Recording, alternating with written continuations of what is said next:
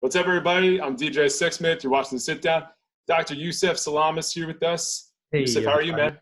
I'm doing well. How's everything going? Hope everybody is safe and sound. I mean, this epidemic hit us really, really hard. Yeah, no question about it, especially in New York, too. I mean, it's been crazy to see what's been happening there. Man, you're absolutely right. I've been looking at some of the reports, especially talking about the jails that are in New York. I'm from New York. I'm not in New York right now. I have family in New York, and it's just a really, it's a tragedy that's happening. Some of my friends, I've gotten word they have passed, and, it's really hard. Thinking about it from that perspective, it's a difficult thing to get through. Yeah, it's horrible, and it's just the life that we have right now, and we'll see what happens going forward. But you mentioned the fact that you're from New York, so why don't we start all the way at the beginning? Why don't you talk about growing up in New York and just some favorite memories before life really transforms for you? Who was Yusef just growing up as a kid in New York? Man, so I was that guy who loved to skateboard, was into martial arts, going to LaGuardia High School for Music and Art as a graphic designer. I'm still very much into graphic design. But I would say I was a child full of hope, full of dreams, full of aspirations that hadn't yet been realized. And, when I think about one of the tragedies that happened to most people in the inner cities, in the so to speak, darker enclaves of society, you find out that people's outlook on life tells them that they're going to be dead or in jail before they reach the age of 21. And here I was, 15 years old, not even able to begin to start dreaming yet. And I was given a bitter pill to swallow. And that bitter pill was, I'm taking all of your dreams, hopes, and aspirations away from you. And I'm going to replace that with prison life, prison mentality, all of the things that come around as a result of that. We're talking about recidivism. We're talking about all of the negativity through that new Jim Crow system. Yeah, I think it's really interesting because a lot of people focus on the time, but focusing on the dreams that you had too. I mean, even thinking about where graphic design is in 2020, things look a lot different right now. And if you're doing that right now, your life could have turned out a lot different regardless of what else happened. Absolutely. Absolutely. Things could have been so much different. I think though, the positivity out of this tragedy is that we were introduced to the world in the most, in like the worst way, as pariahs.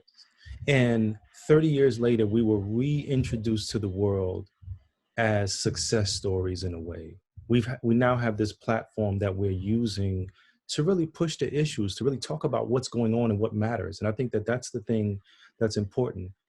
Partnering with organizations like the Innocence Project and the Marshall Project has been tremendous because, of course, these are two leading organizations that are out there in front, pushing the narrative, telling people about what's going on, and really trying to effectuate change. Yeah, even the way that we talk about you guys going from Central Park 5 to Exonerated 5. Like, when did that shift finally happen where people are like, yes, this is the Exonerated 5 now. We're not going to go with the name that was from all these years ago.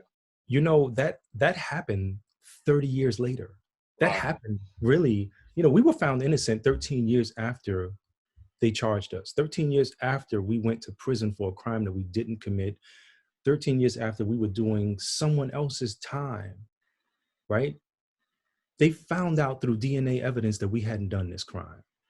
And when you think about that, you would think that, okay, well, the same fanfare, the same, so to speak, attention that this case got when we were first thought to be guilty should have been met with the same exact kind of fanfare. It was a whisper. I remember my mother describing as if it was a whisper that she wondered if the rats in New York City had even heard,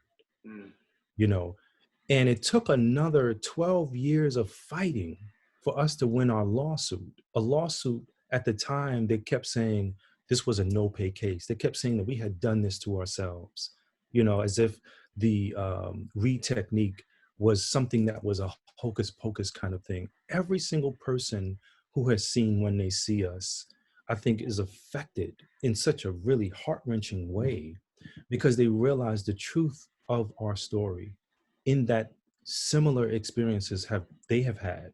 A lot of people, either family members who have gone to see their loved ones in prison for crimes that they have not committed, or us ourselves. The truth of that is not lost on people, and they understand in a very, very crucial way what's at stake, that this is not an anomaly, you know.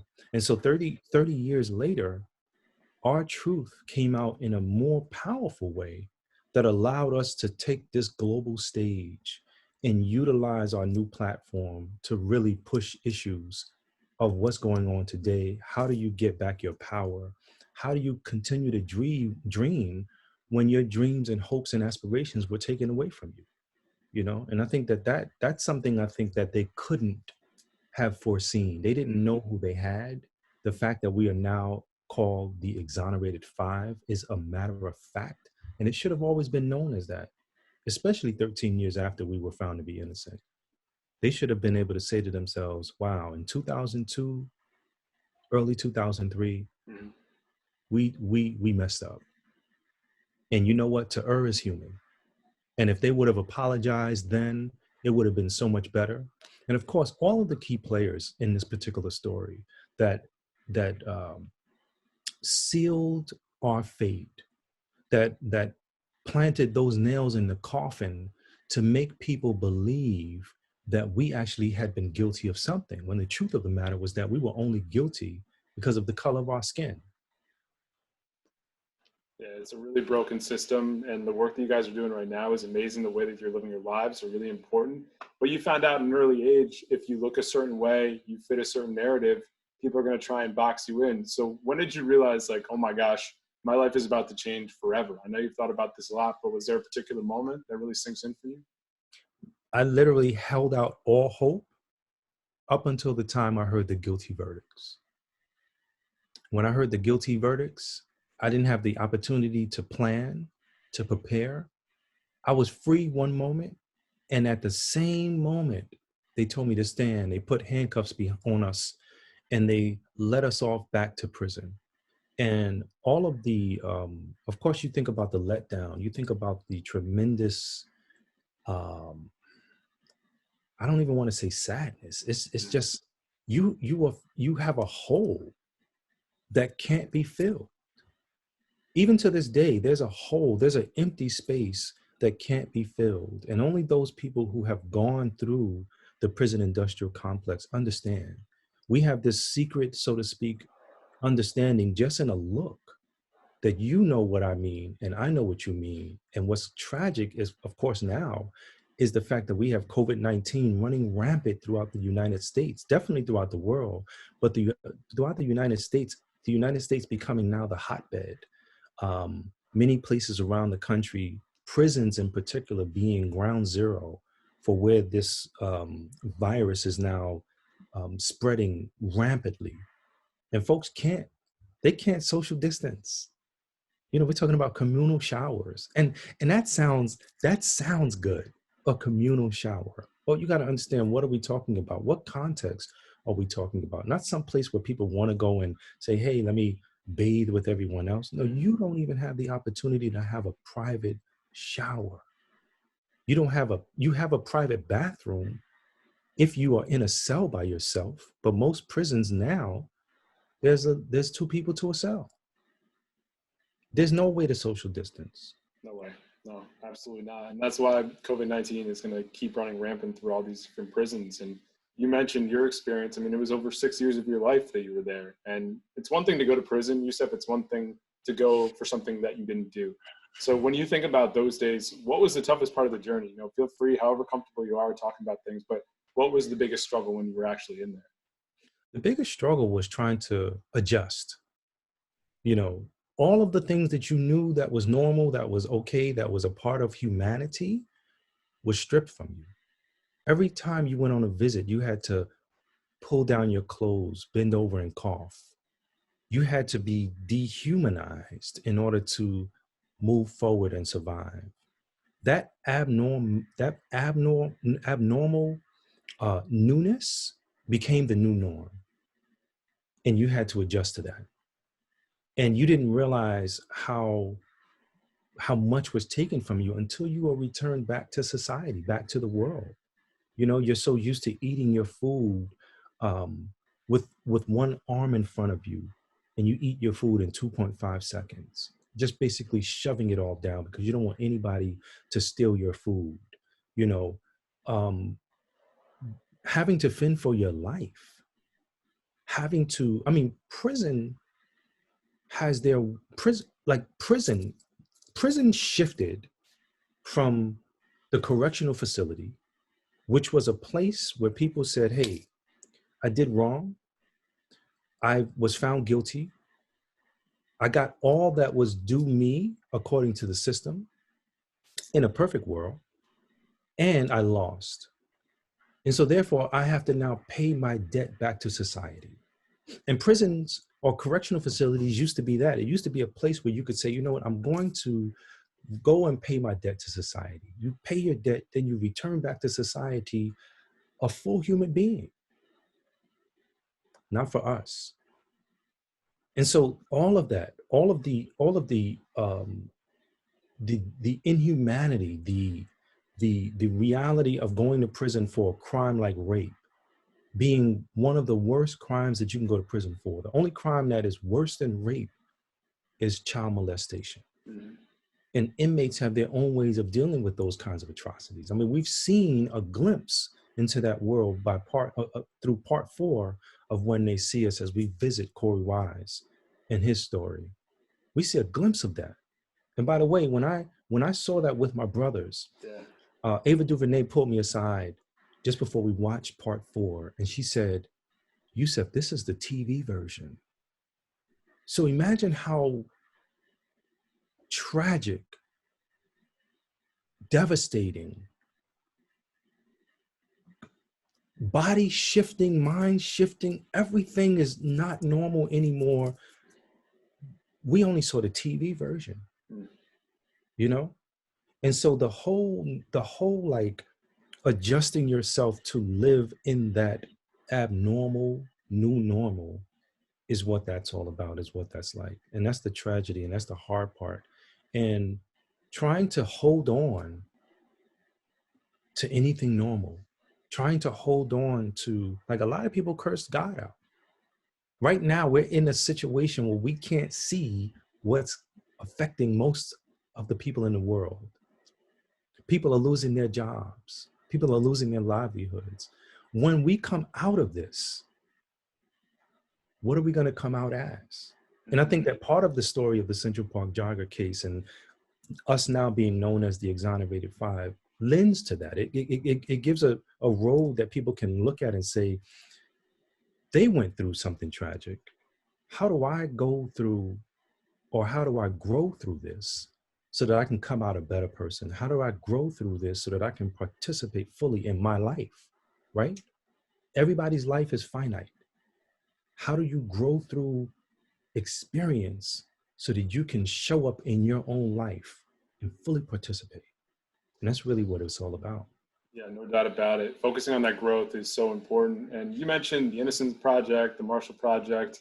Like, they see so many cases, thousands and thousands of cases. And some people don't even get an opportunity to step up to the plate. When did it become real for you that it was like, wait a minute, I may have the opportunity to get out of here? When did that all happen for you? Well, I came out because of parole. I came out still stigmatized and still having to go back and forth to parole as a, so to speak, convicted felon. It wasn't until 13 years after our whole ordeal happened that we were able to petition the courts to get our rights back. Now imagine that. You're found to be innocent, but you still have to ask the court, hey, can I get my right to vote back? Yeah, parole is crippling. Like, not enough people talk about how awful parole is. Yeah, but what I'm saying is that if you remove parole and you realize that you've put people in prison unjustly, right? Those people, there was a speedy method to convict them. There was no speedy method to make them whole. And what I'm saying is that definitely for people who have been found innocent, they should be given their full rights, full citizenship back. They shouldn't have to fight for that. You know, even now, if you go to the correctional, if you go to the New York City's prison website and you type in my name, Yusef Salaam, my name and my case will still come up. Wow. And it's almost like the system wanted to say, we are removing this from your record as if it didn't exist, it didn't happen, but it did happen. And that's part of the proof. And that's what's part of being so messed up with everything going on. Like, you were fully exonerated. There's no reason to keep your name on that website. And yet it's that little reminder, that little jab at you to say, like, no, this is something that you had to go through, which is complete BS. Absolutely. Absolutely. So when you did get fully exonerated of everything, I can't even imagine what that moment was like for you. What do you remember about that day? My goodness. It was short-lived. It was something that we wanted to be able to be recognized for and be fully restored in society for. And you got to remember, like, folks like Donald Trump was still saying that, you know, these guys had to be guilty of something. And still not apologizing, most Still importantly. not apologize, but I think that that thought, that American thought of, we couldn't have made a mistake. You had to be guilty of something. That's what permeates. I think that when we look at the unfortunate reality of what morphed out of slavery, when they said slavery is abolished, but in the 13th Amendment, it says, but if you get arrested and convicted for a crime, we have the right to turn you back into a slave. Mm. And then you look at who that, so to speak, edict, who that law is affecting most. Well, it was affecting people who were finally freed from slavery with the new vagrancy laws, with all of the things that came out as this Jim Crow stuff. Everything that came out began to keep slavery by another name. And we're talking about years ago. We're talking about like folks talk about slavery. Young people, when they hear slavery, they're like, come on, what are you talking about? That was like, why are we talking about something that's way off in the past? Still impacting life today. It's happening right now. Yeah. It's part of it's part of the founding documents of this country. And I think that that part is the part that we have to revisit when we're talking about how do we make change, right? We're talking about things like, can we reform the 13th Amendment, right? We're talking about, you know, a system that just from the stats, from the Innocence Project alone, we know has failed us as a people. Mm-hmm. It's failed us as a people because over 300 people so far have been freed from freed from their cases, freed from their time through DNA evidence, deoxyribonucleic acid freedom. Some people have done as much as 40 plus years in prison. I'm 46. 40 plus years in prison. It's crazy. Is crazy. That's a whole lifetime. And what happens, and part of the thing that folks don't remember, or realize rather, I should say, is that when you send somebody to prison for a crime that they did not commit, that means that the real criminal is out there committing more crime. In the Central Park Jogger case, the guy who raped the Central Park Jogger continued to rape and murder multiple victims after the Central Park Jogger case. Our families and our supporters kept saying, you got the wrong people. But the system, who said they had to be guilty of something, right? They always show us in a way. And when I say us, I'm talking about people who are of the darker enclave of society, people who are of the marginalized, because now we're seeing it's not just black and brown, right? The system has to keep feeding itself. And so now it's the poor. It's all of those things continue, but then they have to add other components. We have to bring the poor in. We have to bring in the people who are trying to flee their countries over the border to a place that has said, give us your sick, you're tired. Give us your people. They can have asylum here.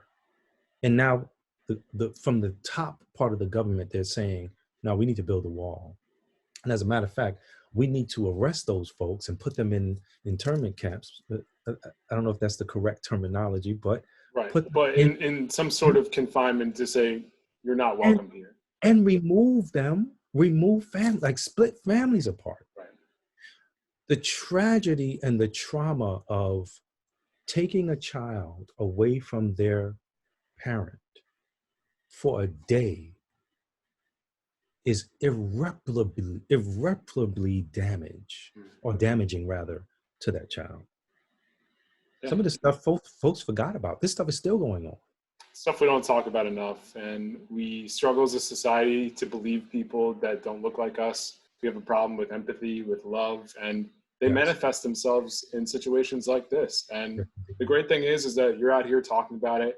When people watch the documentary on Netflix, a whole new generation got to see what your story was about. So what was the most rewarding part of that? I mean, Ava DuVernay is Oh unbelievably man. talented. What was the coolest part of that experience? You know, I can't thank Ava DuVernay enough. She had a shirt on that I think says it all. And her shirt said, "I am my ancestors' wildest dreams." Mm. And I think that provides hope for the future. That tells us that the future is alive and well. That if planning in the best of society and situations happens in a generational way, that you want to be able to break generational curses, that you want to be able to plant seeds that will assist and help and add value to future generations. This is what Ava DuVernay's um, work has done for us. And it also has allowed us to, as I would say before, step onto the platform that's provided for us and use it in a positive way. Use it in a way that we can tell other people how to get free. Use it in a way where we can talk about serious issues and matters on social platforms and have a dialogue, you know? And I think that part for me is the most important part. Being give Having our lives giving, like we haven't just had our lives back. We've been fully restored in society psychosocially. Mm. Because at one point we came out of prison, we've been made to believe that we're not worth anything. And because of that thought, we began to produce worthlessness. But to be restored in a way where you know that you are valuable, you know you mean something, and people look up to you. People say, man, you matter. And therefore we have to re-echo that to the people that they matter as well. Well, Yusuf, you have great value to our society, an amazing voice, and I hope you have those dreams still, because there is still great work to be done. And I really appreciate you jumping on here. Thank you so much. Oh, my pleasure. One of the things that I want to remind people is we are more than our stories. Just Amen to because that. we went through something, we have more to give. We have more. Like, our story has not, the period is not at the end of our sentence yet, and we shouldn't give up. We should always try to live, as my friend Les Brown says, as full a life as we can, so that when death comes for us, we die empty. We leave it all. We give it all. We give our all, you know? And I just say, man, I'm excited about what the future holds for all of us as a people, because everybody's going through a control shift. What is it? Alt shift delete, right? Yeah. Everybody's going Control, through delete. Yeah, yeah. control alt delete, right? Everybody's going through a reset in their lives. Everybody is now thinking about, how do I survive if something like this happens next year, right? 10 years from now. We've seen something like this before, but not in our lifetimes. Mhm. But there was the swine flu before, right? There were other epidemics that happened in the world, but here we are now experiencing this for ourselves firsthand, and it's blowing our minds. It's some people have equated being confined on purpose Mm. to prison. And I would say, you know what, part of that is real. Maybe I would say, if you can think about what we're going through now, and magnify it by 50, that's what prison is. So we got a glimpse, Right. but Little imagine, small picture though. Yeah. right? We can still try to figure out what we want to eat, what we want to do, but then that other side is, what if you don't have the choice? Some of us are not having the choice now. Some of our livelihoods have been taken from us, and now we have to figure out, how do we survive tomorrow?